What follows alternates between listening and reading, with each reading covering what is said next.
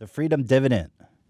You're giving people $1,000 a month. How does this play into what a lot of your fellow candidates are talking about with universal health care, free university? By giving people $1,000 a month, is the idea to empower them to make those financial decisions? Or do you also believe that health care and university should be free in addition to the $1,000 a month?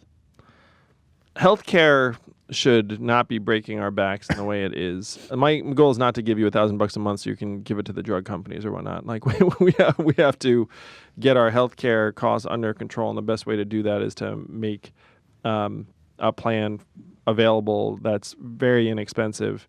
Healthcare should be a human right, not a means for these giant companies to make tons of money off of us. That's different than universities and education because everyone needs healthcare.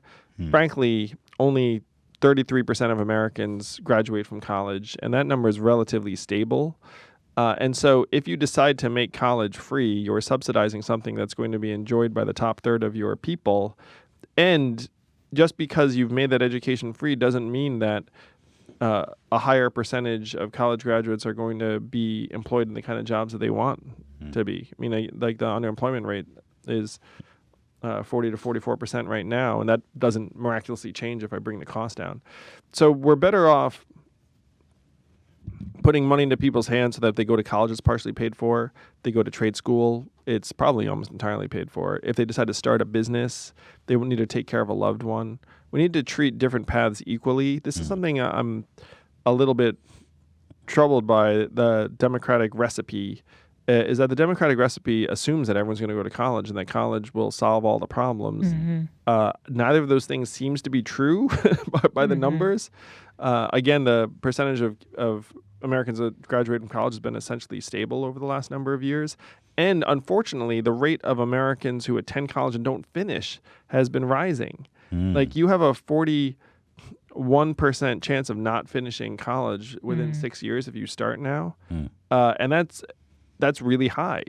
You know, like that. What that suggests is that we're putting people into college that it's not a fit for. They don't want to be there. They don't want to be there. And I mean, right now, sometimes they're just like, oh, it's too much money, or I have other responsibilities. So we need to have a more personalized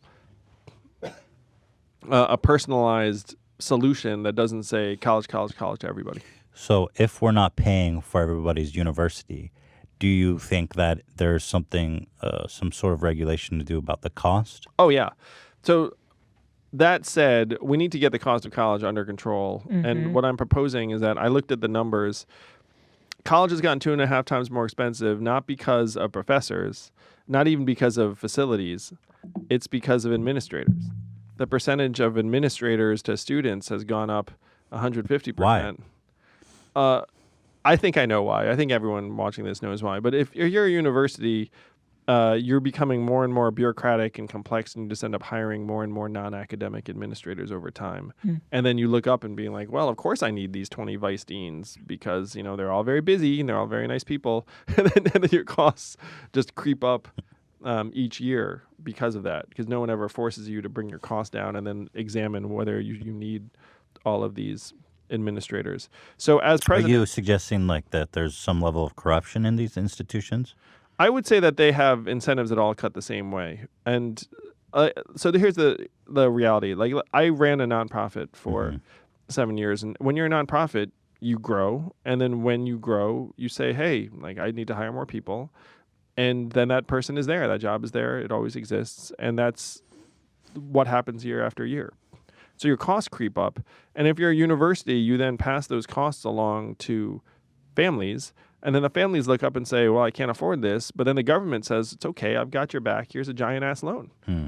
And so now we're up to $1.6 trillion in school loans. The universities don't have any incentive to rein in their costs. And families feel like they have no choice but to pay. So what you have to do is you have to go to the universities and say, look, you have to get your costs down, and we're going to put an administrator to student ratio that's in line with what you were 15, 20 years ago as like a goal. And if you hit that goal, then great. And if you don't hit that goal, then some of the government benefits that you enjoy are going to get scaled back in various ways. And the universities would hate this, but then you look up and say, well, figure it out. And the fact is, the student experience would not be adversely affected if you were to get rid of half a dozen of these like vice deans that no one knows what they do. It's just right now what's happening in our universities is a microcosm of what's happening in a lot of our country, where you have these bureaucracies that just grow and then choke off the underlying activity. I mean, that's happening in the healthcare industry. It's happening in our schools. And these industries then become like a hidden tax on all of us. So that's the move I would make. If you talk to people who are on the academic track, the people who got PhDs and want to teach or whatnot, none of them have any tenure track positions anymore. They're all getting pushed into these postdoc purgatories forever, where they get paid subsistence wages. Right. So Less than subsistence in a lot of cases. They're not getting rich. Right. The educators aren't getting rich. No. What they're doing is they've essentially constrained the number of educators. And then they've said, hey, what's that? You're some underpaid PhD. We're just going to exploit you year after year. You're going to be in this non-tenure track loop. And then from our perspective, if you're in front of the students, it's all good. And then the administrator ranks keep growing. Seems to me there's a epidemic in this country of things that are for profit that shouldn't be.